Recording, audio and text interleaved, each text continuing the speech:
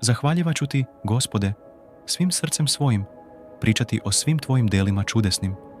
U tebi ću se radovati i veseliti, tvom imenu psalme pevati, svevišnji.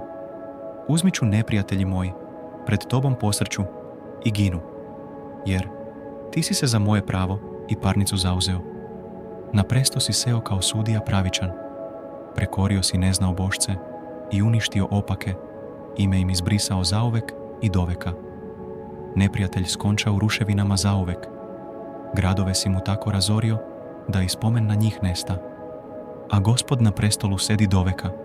Presto je postavio da sa njega sudi. Sudit će svetu pravedno, narodima upravljati pravično. Gospod je potlačenima utvrđenje visoko u vremenima nevolje. U tebe se uzdaju oni koji znaju tvoje ime, jer ti, Gospode, ne ostavljaš one koji tvoju pomoć traže. Psalme pevajte Gospodu, koji na Sionu sedi na prestolu.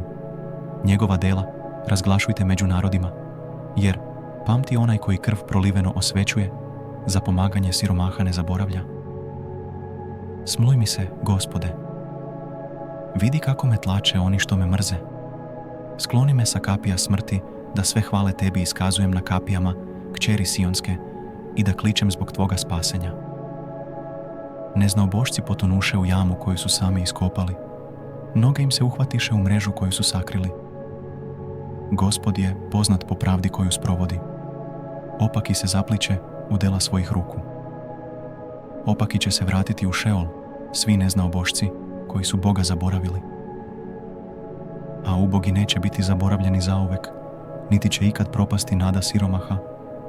Ustani, Gospode, ne daj da čovjek nadjača. Neka se neznaobošcima sudi pred tobom. Strahom ih udari, Gospode, da neznaobošci spoznaju da su samo smrtnici